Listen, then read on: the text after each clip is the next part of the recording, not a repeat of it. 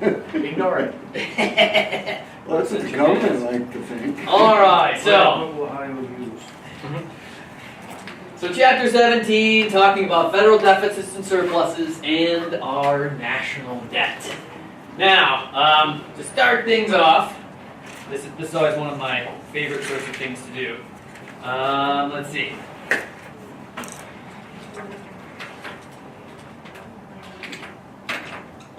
April 7th, 2009. Okay, now I have newer numbers, but this is just a good number to use as a basis.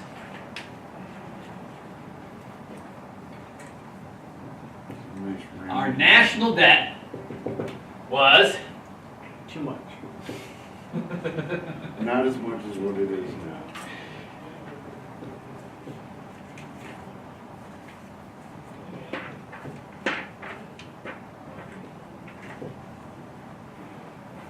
that was our debt. That's trillions. Trillions, right. 11,152,772,833,835 and some change. All right?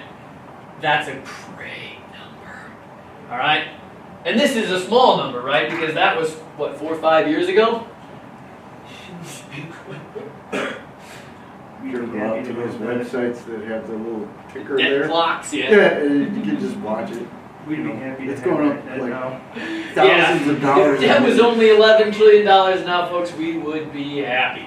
All right, now, this is what our current national debt is. Now, how did we get there? Well, in order to get there, we had to do some things first. Borrow. We budget. Officially, the U.S. government goes through a budget process every year. All right? Now, what I want to do is to give you a little picture about how it works. First off, the fiscal year for the U.S. government, folks, it starts November 1st. The fiscal year for the government is from October to October. So from November 1st to October 31st, that's the fiscal year for the U.S. government. All right? This is why most November you see nothing going on with the government, because that's when the fiscal year is just ending or just starting. So this is when most congressmen and senators get, X 3, 4, 5, 6, 8, well, however many weeks of vacation they get there in a row. They basically get like 4 weeks of vacation up until they do 2 weeks of work in December. They don't do anything in November, and they clearly don't do anything in December, or really the first couple of weeks of January. Which doesn't make sense, because an election year, it's like they get voted in and then they go on vacation. Yeah, basically. But then they come to work for 2 weeks, and then, well, actually, when they get voted in, they don't start until the next calendar year. They don't actually start until January. There's actually a 2 or 3 week process where you're a lame duck person, where you've been voted out of office, but you're actually still theoretically working. Again, weird, but that's kind of the way it works. So They should quit paying them. yeah, right. That would take care of some of the In order to stop paying the congressmen and the senators, someone would have to pass a law that says we would stop paying the congressmen and the senators, and the congressmen and the senators would have to pass that law. You think anybody in their right mind is going to pass a law to not pay themselves? Not just for holding a gun to their head. Good as American. You sign this or you're a dead man. All right. Well, anyways, there is a 3-step or 3-stage process for us to get our national budget every year. Technically, the first step, step 1, is create the budget by the president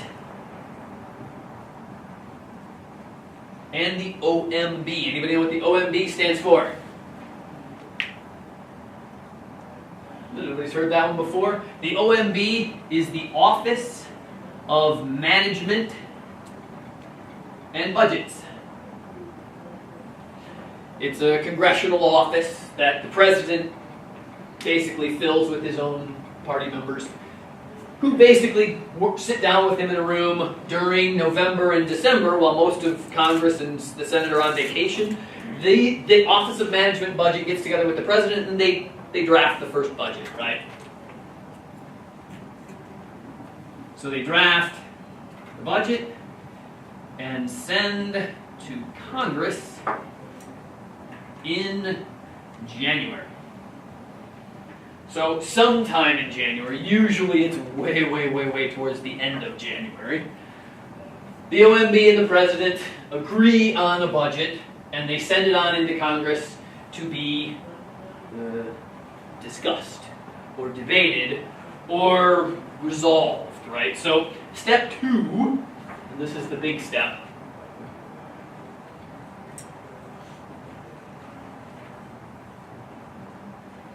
this is called the budget resolution step. And the budget resolution step is where budget goes to the CBO. Anybody heard of the CBO before?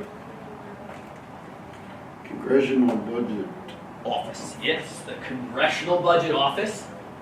That's right out of the book. Yep.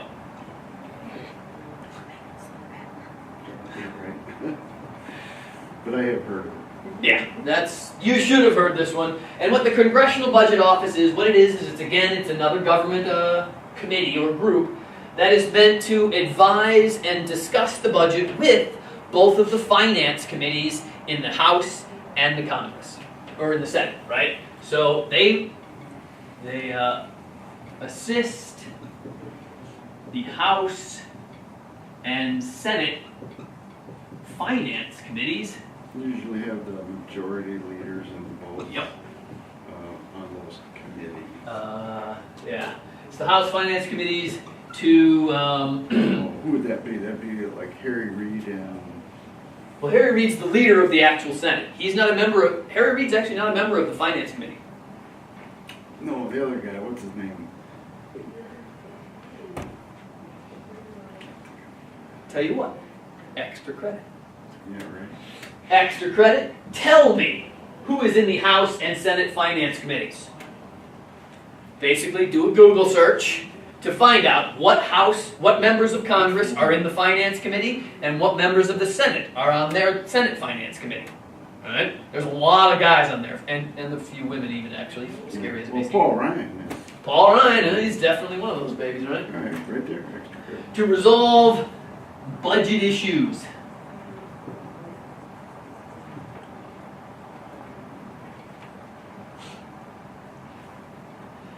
Usually this budget resolution process takes forever, folks. I mean, it takes a good 6 months for them to actually resolve any issues that they have with the budget.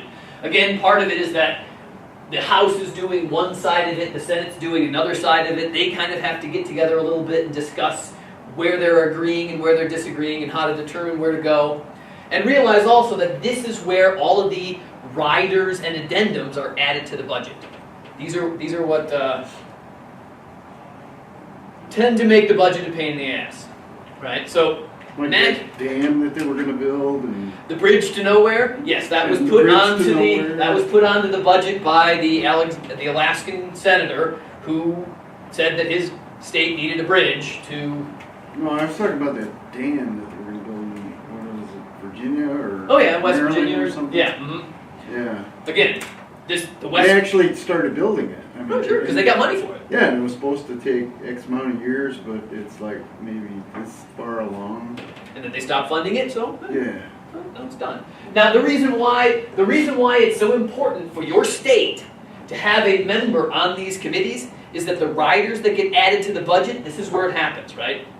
So for the longest time, when there was a Senate Finance Committee member from Wisconsin, Russ Feingold, we would often get riders inside of the budget saying, well, there needs to be a $200,000 or $300,000 budget process for making sure that the dairy industry is okay. Because Russ Feingold knows that one of the major products that have developed inside of Wisconsin is milk and cheese products. And so he wanted to make sure that there was money federally set aside for us to use if we needed it, right? So he would put a rider inside of there, and he would make a deal with somebody from Michigan who would add something in there for a rider on making sure that all the subsidies we paid to Ford and GM and Chrysler were also always there as well. So that if the car industry ever ran into difficulty, there'd be budget money sitting around for it. And those two guys would make a deal with the guy from Wyoming, whose major industry is cattle, make sure that there's a cattle subsidy sitting inside of the budget, et cetera, et cetera. So you see what's going on, right? There's a lot of one guy shaking another guy's hand, shaking another woman's hand, who's shaking another guy's hand, who's shaking another woman's hand, who shakes another guy's hand, a guy's hand, and a guy's hand, and a guy's hand, and another old white guy's hand, and another old white guy's hand. Folks, most of the Senate and Congress are old white men. Change. It's starting to change as soon as Keanu gets elected. So anyways, these riders slash line item additions get put on the budget. And the problem with the budget, right, is that usually when the president and the OMB create the budget, they create it as a balanced budget. When it comes out of the president's office, it's usually balanced. The problem with it, of course, is that it goes to the Congressional Budget Office, and they can't take anything off that the president added. All they can do add more money to it. So anybody who bitches at the president about there being any debt, no. These are the guys that are adding it. Okay. Now, it's probably good that we have, West Virginia or Virginia, whichever one it is, building a dam to save the wetlands or the rivers that are in their area, even if they... Now it's for. Yeah, true. Who knows what it was for per se. But, I mean, that's the idea, right? What has been trying to be done the last few years, both through Congress and through the Senate, is to give the president the ability to veto some of these lines. Usually it's members of the House and Senate who are not on the Finance Committee who want the president to have that power. Because, of course, since they're not on the Finance Committee, they don't get to put anything on there. And so they want the president to be able to yank some of them out. But The thing that happened with Virginia, I think, had something to do with coal. yeah, probably. Because That's one of their- they were freaking out because, okay, this dam's going to create energy, that's going to mean less coal. So mining, Virginia made a There was- deal there with was them a to defund it. I guess. It wouldn't I don't know, surprise but me. There's a whole bunch of people that were all up in arms about it's still going on. I mean, they're still able to build it. Sure, well, it's still, Okay. they got the foundation But set. it's going to, from what they say, it'll take 50 years to get her done. Unlike the Hoover Dam.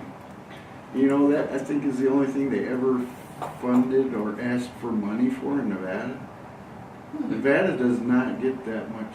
Why would Nevada subsidy. not need any money, folks? They are They their have- own they have- country. Vegas, baby. They get revenues from the casinos up the yin yang. Yep. They don't need government money. Well, they're going to start needing They it. What are pay they, for their own roads. what are they going to start needing real soon, though, in Vegas? Radiation suits. To some degree, yes. But Los Alamos is laid off on doing that. But what's the biggest problem in California, Nevada? Water. Water. Absolutely. Right. If you've ever been to Vegas in the last few years, Where was the water coming from? Lake Mead. Hoover Dam. Hoover Dam, right? One of the things that's right outside of Hoover Dam is Lake Mead, which used to be one of the largest central lakes in the southwest It of our was country. the largest man-made. Yeah, It is now shrunk about, if you go to you should take some pictures. It's Look about up Lake 60 Mead. feet lower than lower. what it was originally. Yeah, I mean, it's lost literally 1 million, liters of water out of that lake. And Oh, not- it's trillions of dollars. yeah, eventually they're going to start, calling us up and going, hey guys, can we run a pipeline to the Yeah, Great they're already Lakes? talking about doing that. All right, so essentially after they pass the budget. Now, this is supposed to go from February until essentially September. Right, so 6 months, 7 months, maybe 8 months. And then once the Congress and the Senate are happy, the president gets back the budget and he signs it into law.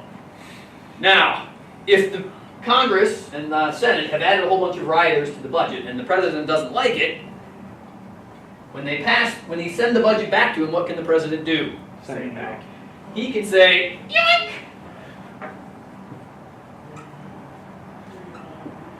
Sorry, repeat this process. This usually happens at least once, if not a dozen times. All right?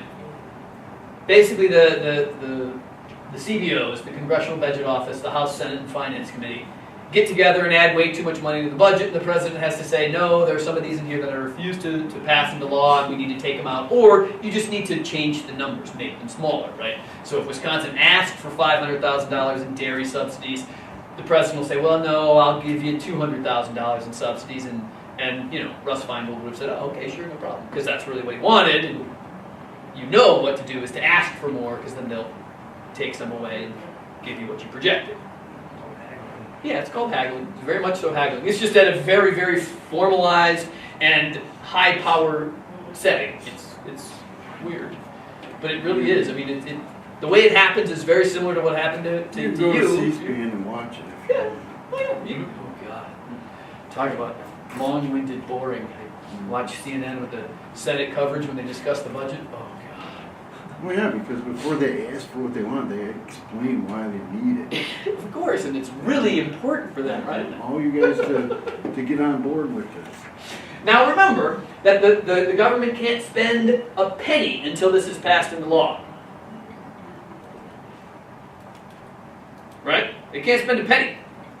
There isn't a law out there to allow you to spend it. So what might a savvy president do when the budget gets passed to him and he says, you know, it's almost October and the budget's almost about ready to reset and we don't have a law saying the government can spend money. If the government can't spend money, what does it have to do? Shut down. Shut down. What happened last November? There were some threats of that last November. Now, who was the first president to do this? First president. Who was the first president to shut it down because we wouldn't fund it? You guys remember? Oh no. This happened way before Barack, folks. Reagan was the first one who did this. Reagan did it? Yeah, Reagan was the first one. Clinton did it as well. Clinton did it in the 90s. Reagan in the 80s. And the Reagan actually shut the country down for 3 days. Right? Clinton did it for like a half a day or something like that. Right? And again, what they did was they put pressure on the CBOs and the finance committees to say, look guys, we refuse. They just shut it down last year, didn't Well, they were trying to. They didn't actually, though. Now, the thing about it is, national monuments are closed. those were partial shutdowns, right? They can't shut down the government anymore because they passed a new law in the 2000s to take that power away from the president. Yeah. So the Congress and Senate got together and said, look, the president has too much power. He can shut the government down, right? All he has to do is not pass the budget. So, what the Congress and the Senate did was they passed a new law called the Continuing Resolution Law. And what the Continuing Resolution Law states is that certain federal offices will always have a budget. Of course, that would be the House and the Senate. Yes, those guys continued to get their salary when they, temporarily shut down portions of Congress or of the government. But basically, the important offices that the government runs, like police stations, the FBI, the CIA, all of those things are funded no matter what, regardless of whether the government is funded. Basically, what they state is that whatever the budget was last year, that office's budget will be the same for next year until a budget is passed. Okay, so the CIA, if they were promised, $250 billion in money last year, and no laws passed to say how much money they get this year, they're guaranteed at least the $250 billion, right? And again, it works for stuff like the air traffic controllers, right? I mean, you wouldn't want the government to shut down and then all of a sudden have there be no air traffic controllers, right? I mean, those are paid by the federal government. It would be kind of tough to fly if nobody was telling you what you were going to run into. They shut down some of the ones that were considered non-necessary, right? But anyways, this is what stops the president from doing that anymore. Of course, now there are only certain offices that are in this list, and things like national parks, they are not considered necessary services. So if the president wants to say, well, I'm going to shut down all the national parks by not signing the budget, he can, or she can, if that ever happens. right? No problem. Again, though, before the government can spend a penny, somebody's got to pass a law. Here was a law that stated, basically, certain things are always funded, so we don't have to worry about those. But all the other stuff, somebody needs to pass law. And so what the government's been doing, since they can't pass a full budget, is they'll say, oh, in order to keep open the national park system, they'll pass one law that states the national park system gets, $250 million this year. And then the next office, say pick your favorite other federal office, they each have to individually negotiate a law that gets passed by Congress, the Senate, and the President to give them money. And that's been going on for about 4 or 5 years because we haven't had a budget passed a full budget passed by the President and Congresses in 4 or 5 years. I mean, literally, it's been that long. We've been running on continuing resolutions for 4 years because of the inability for Congress, the Senate, and the President to actually agree on anything. It's just the way life works, folks.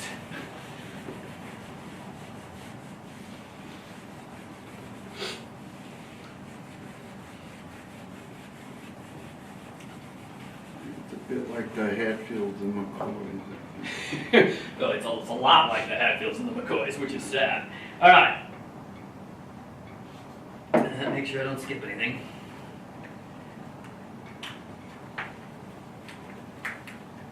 And don't go too crazy on this stuff. All right, so imagine, if you will, that we pass the budget. And the budget states we're going to spend $1.5 trillion this year in federal money. And we only collect $1 trillion in taxes. What happens? $500 billion debt. How does the U.S. go into debt? So if we promise that we're going to spend $1.5 trillion, but there aren't $1.5 trillion in the federal account that they use to pay for stuff, how do they put money into it? Borrow it. They borrow it. Who do they borrow it from? Do they borrow it from me? China. No. Do they borrow it strictly from China? From their allies. We got it. They actually North get it- Korea owns some of our debt, folks.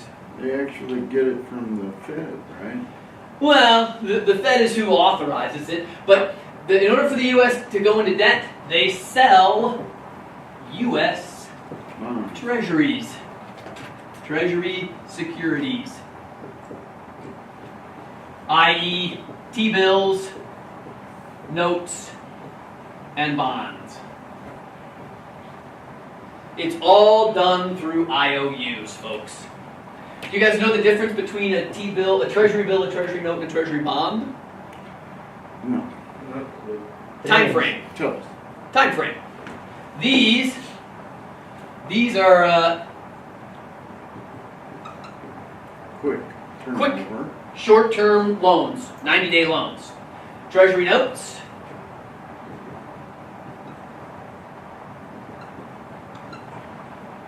Less than 5 years. It's called a note. If you get a bond, it's anything longer than 5 years, right? So a treasury bond would be, Could last forever. yeah, the longest that they sell right now are 30-year bonds.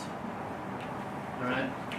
So that's what the government is doing. The government funds all of its debt by selling IOUs. And of course, the idea here is that what do they have to do when they sell these things? What do they have to promise? That they'll get the money. Interest, right? Yeah, exactly. So pay off You can actually IOUs with buy, interest. individuals can actually buy the U.S. debt. Oh yeah, sure. Most of us probably do at some point in time purchase some sort of U.S. debt. I mean, what happens when your uncle, your brother, your sister has a kid? What do? Get them a savings bond. Go get them a savings bond, right? Here's a $100 savings bond for when you turn 21. Usually a 10-year, $50 bond. Yep, exactly. And now, when you go to buy that bond, how much money do you give them to buy it? It's like 40-something. Right now, with the interest rate's so low, it's like about 30, Yeah, 35 bucks. Bonds are really different now than they used to be. Well, yeah. If you bought a savings bond back in the 80s or 90s when interest rates were at 8 and 9%, you gave him $20 for a $50 bond. Now, since interest rates are so low, well, 40 something. Yeah.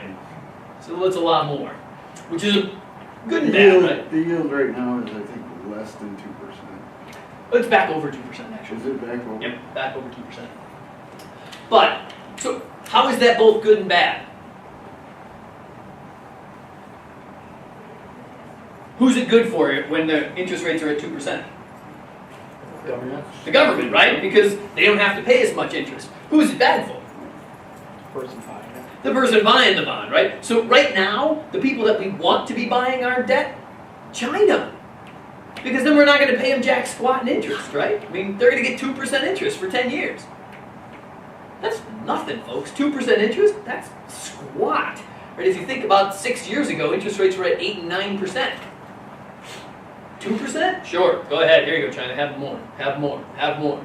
Right? What else? When China owns tons of our debt, what else do we not have to worry about?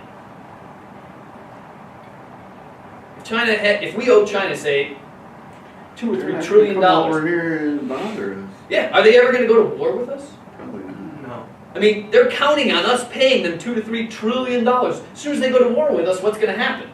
We're not going to pay It's squat. true, we're not paying you nothing. There goes $2 or $3 trillion of debt from us. So, I mean, all we have to do to lower our debt, just declare war on China. Right? I mean, come on. Simple. Why don't we do that? And that doesn't take a whole lot of work, does it? I mean, come on. How'd the president do it against, Afghanistan and Iraq and Iran, right? I mean, come on. Which one pays the highest yield? Huh? The T-bills? The longer term ones pay the least. They're all roughly about the same right now. But typically it would be T-bills have a higher return than, No, actually not, because these are a little bit more secure because the government's paying you sooner. yeah. These are earning you less than 1%, Oh, but they're guaranteed to earn you that 0.5 to 1/4%. yeah. Over a 90-day period. Yeah, over a 90-day period, which is basically nothing, right? Yeah. Yeah. Anyways, that's Not too many of those being sold. Yeah, not really. But you can still get them, right? The other cool thing about these is it used to be you went to the bank to buy them. You can't buy them at a bank anymore, folks. To buy a savings bond, you got to do it online. You can buy it directly from the government. Yeah, got to go directly to the seller, right? It's kind of cool if you think about it, right? I mean, No corruption there. you hop online and kind of say, oh yeah, Of course, it's one of those where I'm not really 100% sure. I haven't done it yet, to be honest. Right? All I know is that I know a couple of students last semester who worked in banks who say we can't sell savings bonds anymore, and it's because the government made it all happen online. How do they verify who they're selling it to? I mean, Right. right now my computer is on in my office, and I didn't lock it. Any Tom, Dick, or Harry could walk over there, hop on my computer, Well, and say, imagine You through your still need account social security information. numbers and things like that to do Yeah. that. True. So there's a little bit of secure You can identity theft also do security it going through your on. investment Yeah, true. company. They can all do it, but it's still just kind of cool that you don't need a bank anymore. You just go out there and get it. All right, now, so first homework problem.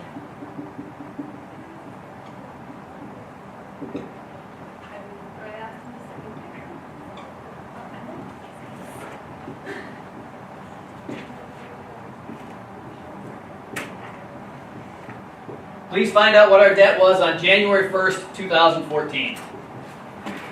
Or some date close to that.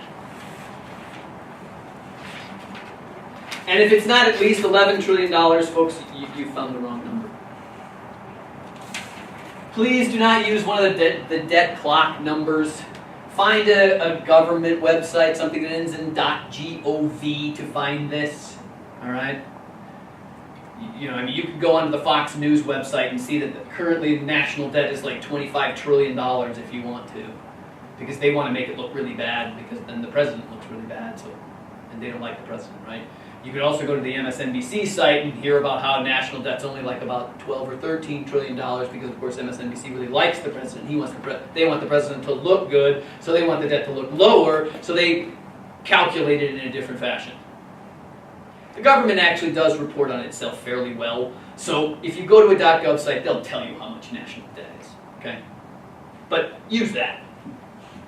Now, national debt is how much we owe everyone, all right? So, national debt. is the sum of all Treasury securities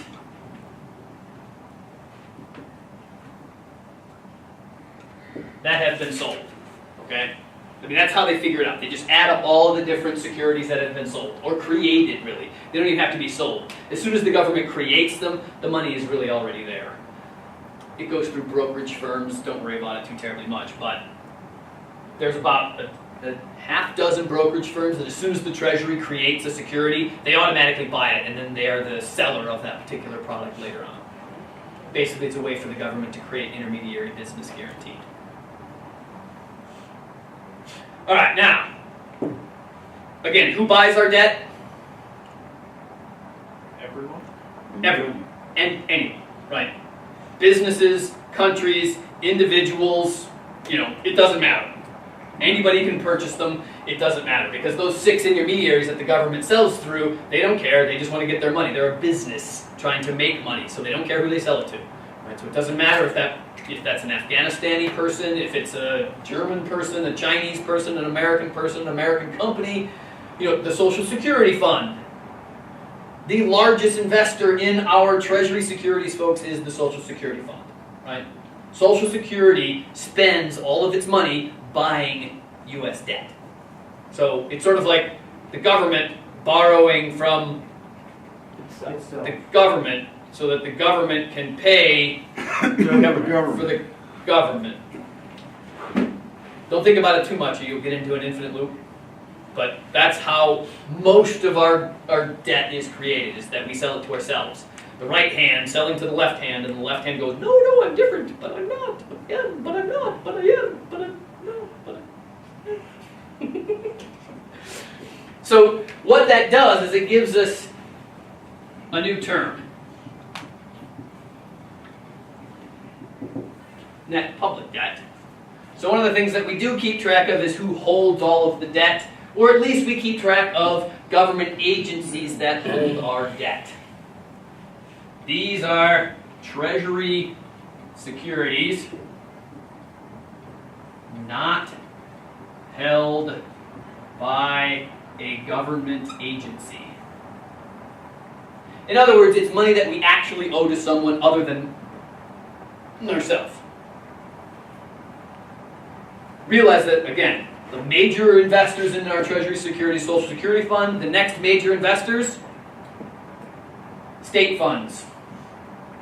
State of Wisconsin owns probably about $200-300 billion worth of U.S. Treasury securities, right? It's our collateral at the state level so that we can borrow money by saying, oh, well, we have these securities that we own from the U.S. government that we are guaranteed to get paid for whenever we need the money, right? Again, so it's the same way that states work. They work the same way the Social Security Fund works. They buy government securities so they guarantee themselves money, and then they can borrow up to that amount and not be in debt, right? So it's how state governments balance the budget, but don't really do it.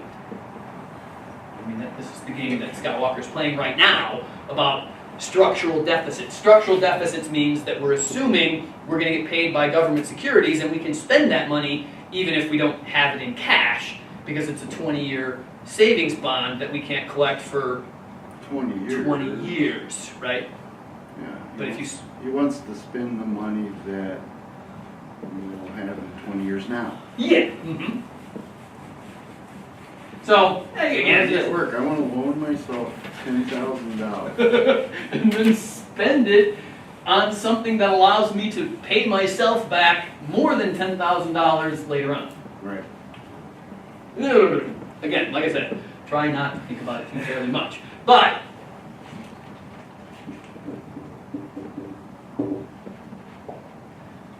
take your determination of national debt and find out how much of it is net public debt and how much of it is not net public debt. In other words, break this number up into two different numbers, one being how much we owe ourselves, and then how much we owe not ourselves. Okay? You don't want us to break that down like China's this much. Yeah, that just one breakdown, two numbers. That's all I need. Yeah.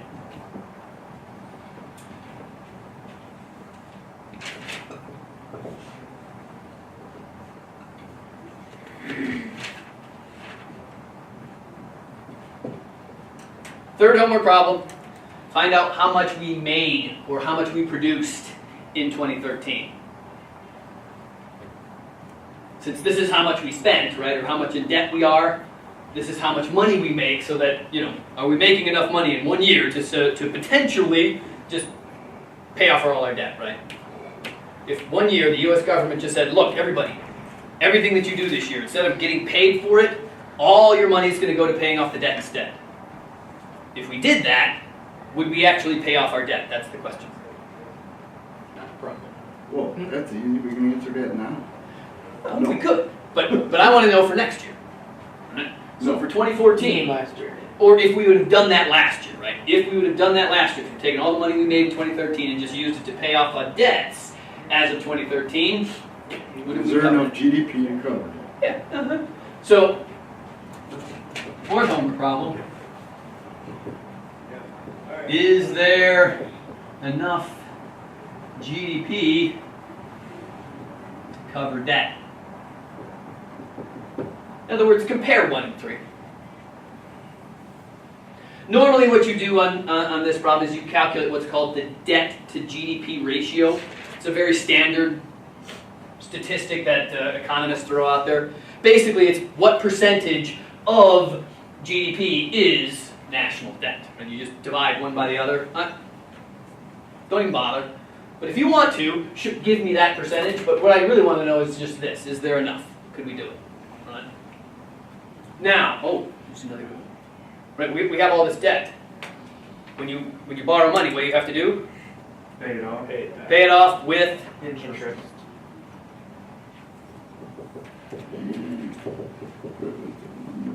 how much interest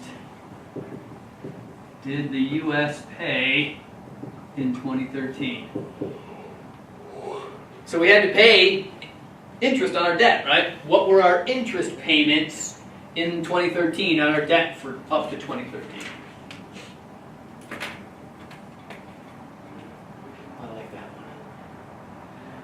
Again, that's another one of those numbers where if we're 13 or 14 or 17 trillion some odd dollars in debt, if our interest rate's even at 1%, I mean, how much money is that?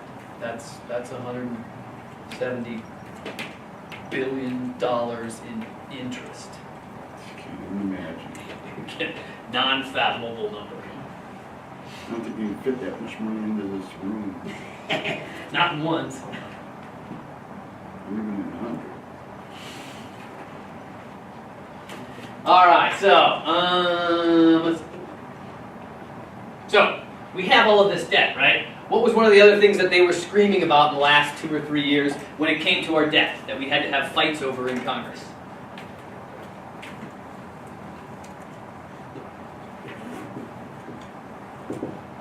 Oh, that's Debt ceiling. Does anybody know what the debt ceiling is? Not what the number is, but just what does it mean? What does a debt ceiling mean? well, it's where they say this is the threshold where we got to stop. Right. Can't get above that. Right. Once we've made enough Treasury securities to get past that number or to that number, that we can't make another Treasury security once we get to that value, right? So this is the maximum. That Bernanke guy that was the head of the Fed Was the head of the Fed. was. That's what I said. Yeah. He talked about something about where they're the only ones that can say, all right, you guys have reached your debt ceiling, but we're going to allow this much more.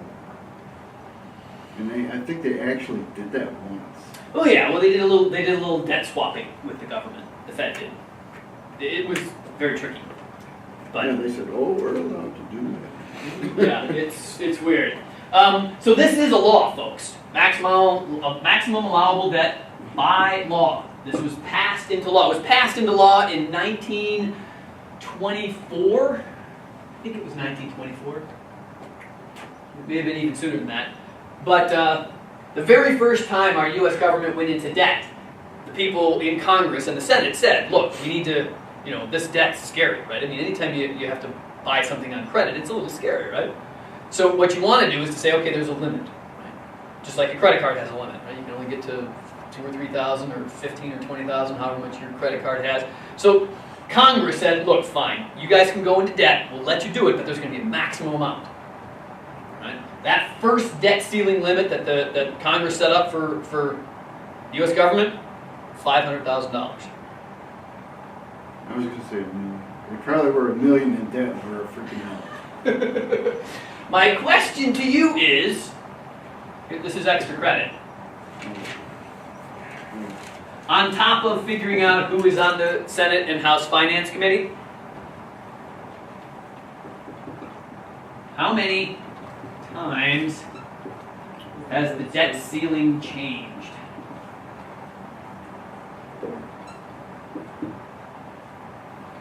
And let's say since, say, 1950. You can go all the way back to history if you want, but at least go back to 1950. Count them all up. I mean, how many times has it changed in the last, say, 5 years? Like once every year or when? At least once a year, yes, folks. 5 times in the last 5 years. So has it changed every year? I believe it has. Pretty damn close. There's only a few years where it hasn't, right? No.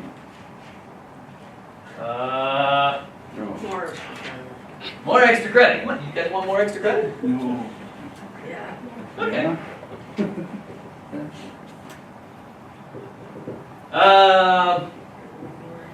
When was the last time we lowered national debt?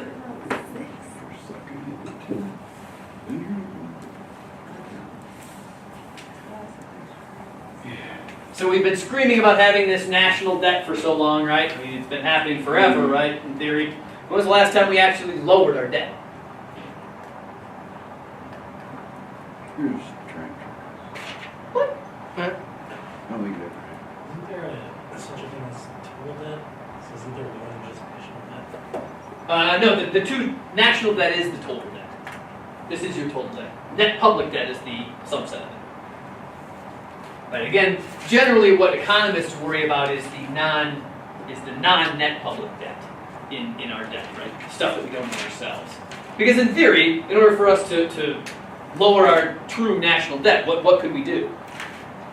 Well, it's like okay, when somebody owes money on their house, what do? They foreclose.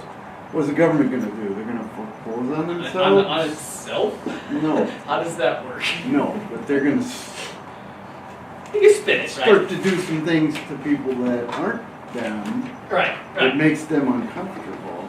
True. And, That's what they do. Then they usually pay. Okay, so we have debt, we accept it. Technically, we have a limit to it. And that limit, it used to be kind of a, that debt ceiling, the number of times, one of the things that you really should do is go through in the history and find people who have voted for the debt ceiling and who have voted against raising the debt ceiling multiple times in their political history, right? There's a lot of people who've been in the Senate and Congress for multiple years, right? Mm-hmm. There have been years when they have voted against raising the debt ceiling and years where they have voted for it. Why? It changes from year to year. What changes from year to year? Who's Yeah. asking to have the debt ceiling raised? The president. The president, exactly. So when it's Barack Obama, guess who votes against it? Republicans. So when it's George Bush, guess who votes for it?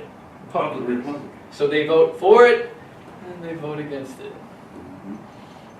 I dare you to find just one person who does that. If we can find one, how much extra credit? Well, that's just fun stuff. Learning about the dual nature of humanity. You already know that. I can't give you extra credit for knowing people. Here's one.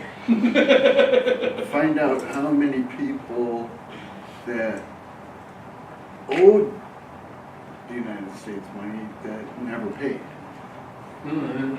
That's harder to do. That's like who didn't pay their taxes. France.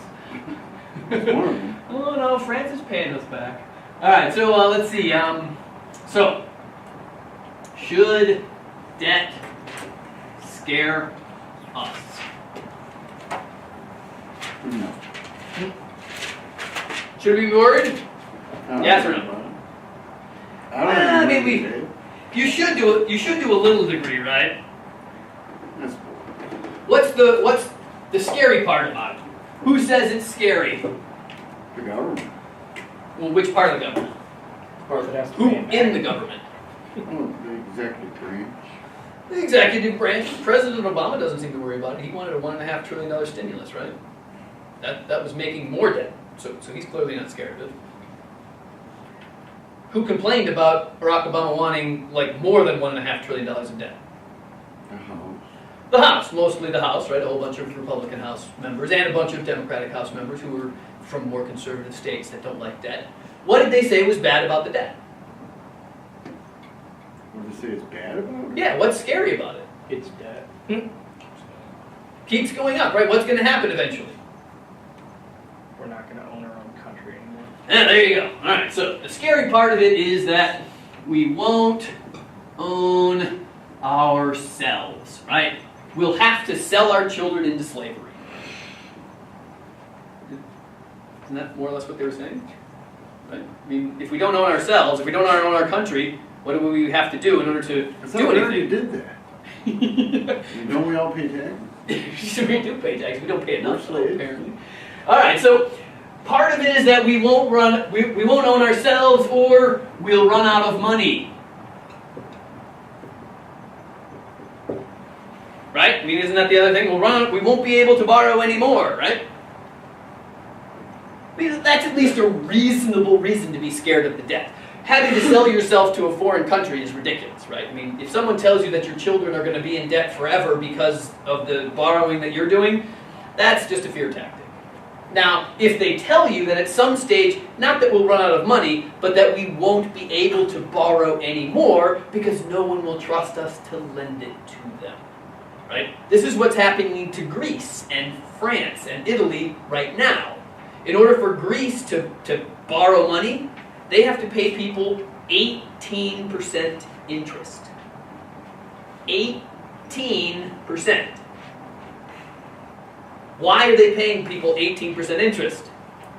They're not good with money. Because they're not really good with money, and there's no guarantee you're getting your money back, let alone any interest on top of it. So they have to promise you even more to get you to lend them money. Right? Italy is a little bit better off. They're only having to pay 7 to 7.5%, 8%. France sitting around 6.5%, 7%. So if you want to make good money or a good return on your investment, buy some bonds from France or Italy. Right? 6, 7%, guaranteed. Unless the country goes broke. It's a little risky business. It is a little risky, right? But that's exactly what could happen to us, right?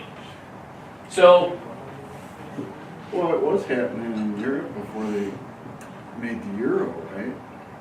well, each individual country was running into that situation. Yeah, so right? they all got together and said, oh, hey, here's an idea. We'll have one currency for all of us. That's actually what caused the problem in Greece. Didn't help it, it caused it.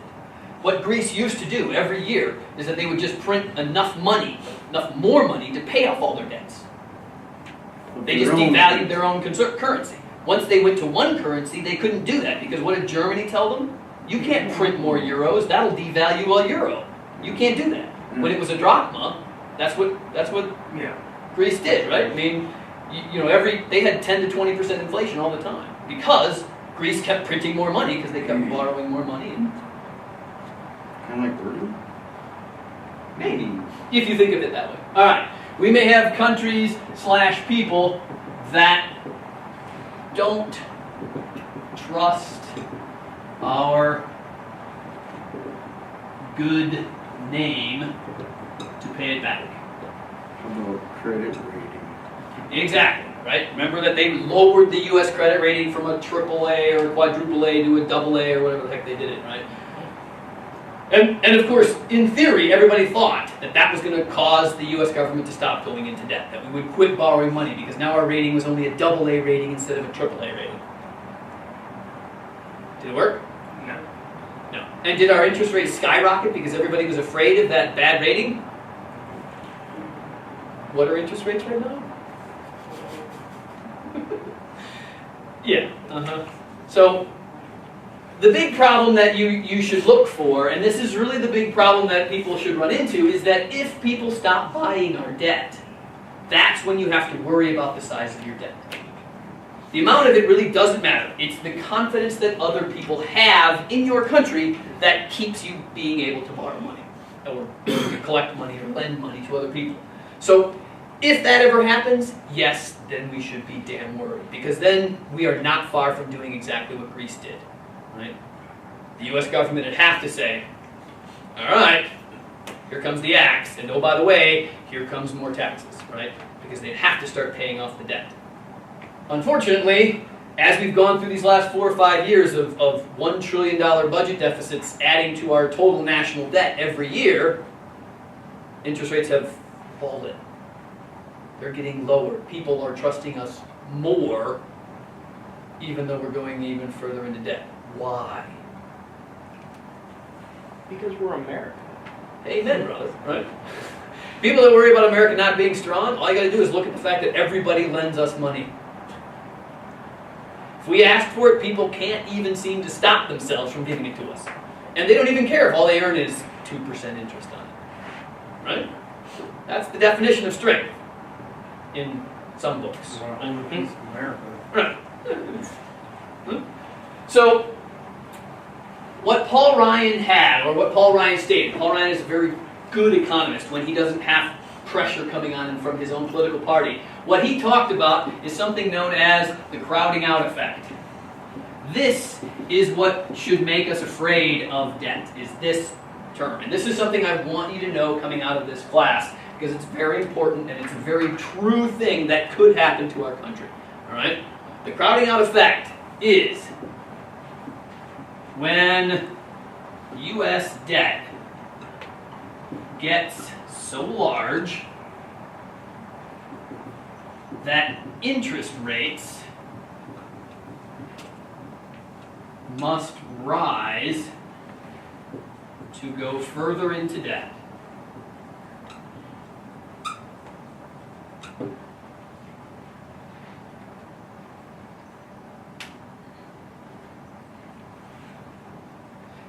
We have what's called the crowding out effect.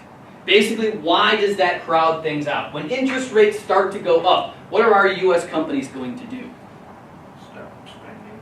Stop spending. They will stop borrowing money. One of the reasons that some companies out there are actually expanding is because money is cheap.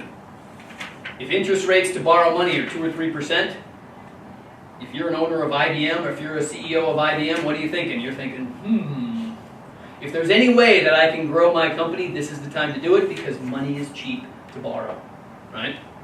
If the government borrows so much money that interest rates have to go up, it crowds out our businesses having the ability to borrow money. And therefore our businesses quit growing. And once our businesses quit growing, what happens to us? Jobs. Loss of jobs, exactly. Loss of taxes. Loss of taxes, loss of growth in GDP, general mayhem, right?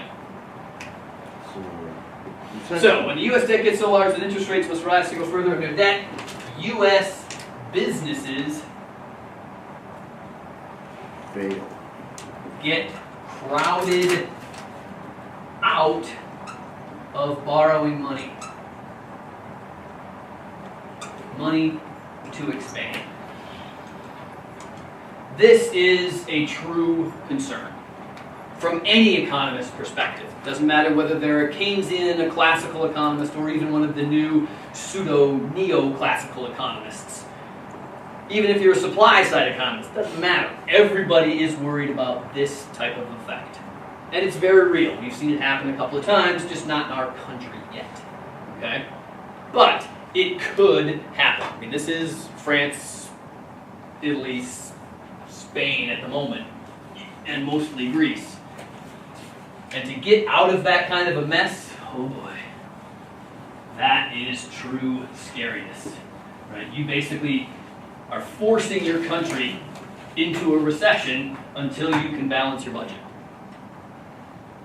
Right? I mean, if we're spending $1 trillion or $500 billion too many dollars, that $500 billion is going to have to come from us, folks. Divide it up amongst yourselves. All right?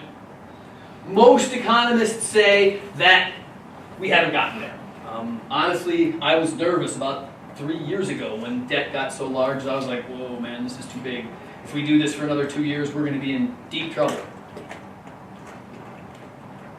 Tells you what I know. Because we're just fine. And we're still going further into debt, and people are still buying it. All right?